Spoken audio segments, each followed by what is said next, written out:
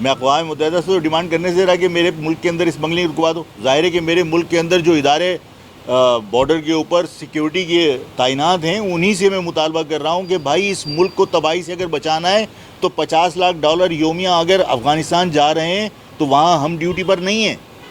اس کو روکیے. اس لیے کہ اگر ہم افغانستان کی مدد کر رہے ہیں تو ہم اپنے حلق کا نوالا دے کے اگر اس کی مدد کر رہے ہیں تو مطلب یہ عوام کو پتہ ہونا چاہیے کہ بھائی ٹھیک ہے آپ کی مرضی سے ہو رہا ہے، اور اگر آپ کی مرضی سے نہیں ہو رہا تو اللہ کے واسطے اس کو روکیے. ہم پہ ٹیکسز لگا کر آپ اس خسارے کو پورا کر رہے ہیں.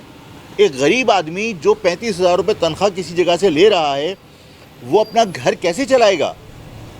اور اگر میں نے یہ بات کہی ہے کہ بھائی پولیٹیشنز کے اثاثے آپ شو کر رہے ہو، عدلیہ اور اس کے بھی شو کیجئے تاکہ لوگوں کا اعتماد بڑھے. صرف اسی لیے کہا ہے کہ اس وقت جو عمران خان نے جو ماحول بنایا ہے، عمران خان نے جس طرح ہماری افواج کا امیج خراب کیا ہے، اس وقت ضروری ہے.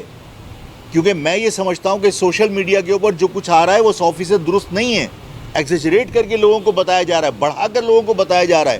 تو اگر ہماری فوج کو بدنام کر رہا ہے کوئی اور ہماری فوج کے خلاف کوئی ایک مہم چل رہی ہے تو افواج پاکستان کو اپنے ایسٹس یا عدلیہ کو اپنے ایسٹ شو کرنے میں کوئی حرج نہیں ہے. ان کا وقار بلند ہوگا، لوگوں کو پتہ ہوگا کہ جو کچھ بتایا گیا تھا وہ ایسا نہیں ہے. تو جو کچھ میں نے کہا ہے وہ اس ملک کے مفاد میں کہا، اور جن سے مطالبہ کیا وہ بھی میرے ملک کے لوگ ہیں. ظاہر ہے میں اقوام متحدہ سے تو نہیں کہوں گا کہ اسمگلنگ رکواؤ.